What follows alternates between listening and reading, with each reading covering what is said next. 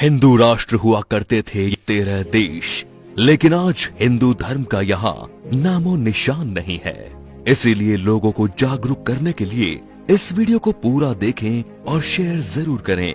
Number 13, Afghanistan. Gandhara और कंबोध प्राचीन काल के राज्य थे जहाँ हिंदू राजा राज्य करते थे। उसके बाद यहाँ पारसी और बौद्ध धर्म के राजाओं ने शासन किया, लेकिन बाद में इन जमीनों को मिलाकर अफगानिस्तान बना। इस देश ने अपना राष्ट्र धर्म इस्लाम बना लिया और अफगानिस्तान में आज तक लोग कभी खुश नहीं रह पाए हैं। नंबर 12 है पाकिस्तान। साल 1947 में पहले भारत का ही हिस्सा था और सिंध के नाम से जाना जाता था, लेकिन बाद में ये अलग देश बना जिसमें पंजाब, मुल्तान, पेशावर, बलूचिस्तान आदि भाग मिले। पाकिस्तान ने अपने देश का धर्म इस्लाम रखा। आज भारत का सबसे बड़ा दुश्मन यही है और आतंक की फैक्ट्री चलाता है। नंबर 11 है बांग्लादेश। साल 1947 में भारत के विभाजन के बाद बंगाल से कटकर पूर्वी पाकिस्तान बना। 1949 में आवामी लीग की स्थापना हुई। इसका उद्देश्य पूर्वी पाकिस्तान को संयुक्ता दिलाना था। 1971 शेख मुजीब और अवामी लीग ने 26 मार्च को स्वतंत्रता की घोषणा कर दी और नए देश का नाम रखा बांग्लादेश। नंबर 10, नेपाल।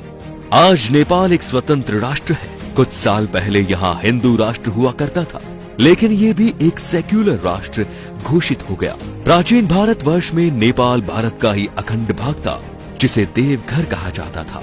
इसी देश में भगवान श्री राम की पत्नी सीता, जिनका जन्म स्थल मिथिला में स्थित है। नंबर 9, भूटान। प्राकृतिक सुंदरता से भरपूर भूटान भी कभी भारतीय महाजनपदों के अंतर्गत एक जनपद था और अखंड भारतवर्ष का हिस्सा था।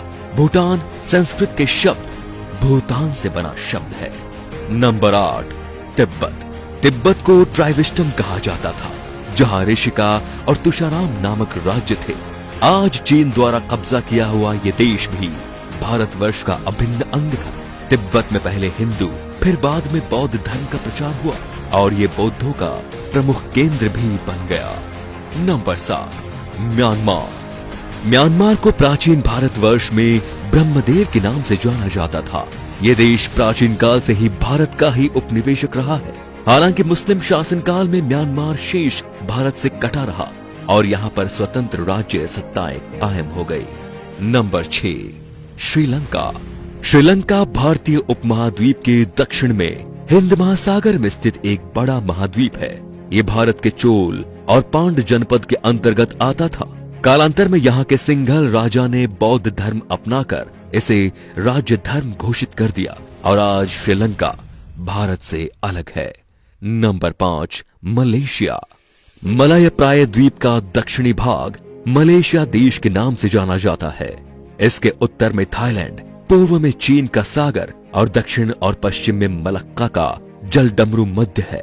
उत्तर मलेशिया के बुजांग घाटी तथा मरबाक के समुद्र किनारे के पास पुराने समय के अनेक हिंदू तथा बौद्ध मंदिर आज भी है।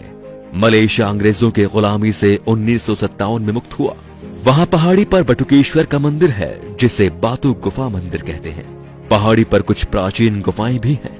आपको बता दें कि मलेशिया फिलहाल एक मुस्लिम राष्ट्र है।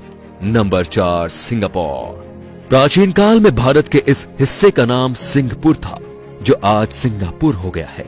बाद में 9 अगस्त 1965 को अंग्रेजों ने सिंगापुर को स्वतंत्र और एक गणतंत्र देश बना दिया। Number 3, Thailand. हमें भले ही घूमने के लिए कहीं जाना हो तो थाईलैंड का नाम दिमाग में आता है, लेकिन ये बहुत ही कम लोग जानते हैं कि थाईलैंड का प्राचीन भारतीय नाम श्याम देश है। प्राचीन काल में यहाँ हिंदू और बौद्ध धर्म और संस्कृति का एक साथ प्रचलन था, लेकिन अब ये एक बौद्ध राष्ट्र है। खैरात के दक्षिण पूर्व में कंबोडिया की सीमा के पास उत्तर में लगभग 40 किलोमीटर की दूरी पर यूरीराम प्रांत में प्रशांत फनाम रंग नामक सुंदर मंदिर है। Number 2, Cambodia. पौराणिक काल का कंबोज देश, कल का कंपूचिया और आज का कंबोडिया पहले हिंदू रहा और फिर बौद्ध हो गया। विश्व का सबसे बड़ा हिंदू मंदिर परिसर तथा विश्व का सबसे बड़ा धार्मिक स्मारक कंबोडिया में स्थित है। यह कंबोडिया के अंकोर में है, जिसका पुराना नाम यशोधरपुर है। Number 1, Vietnam. प्राचीन भारतवर्ष में वियतनाम को चंपा कहकर पुकारा जाता था। चंपा के लोग चांप कहलाते थे। वर्तमान समय में चांप लोग वियतनाम और कंबोडिया के सबसे बड़े अल्पसंख्यक हैं। आज के ये अपने आप में एक स्वतंत्र राष्ट्र हैं।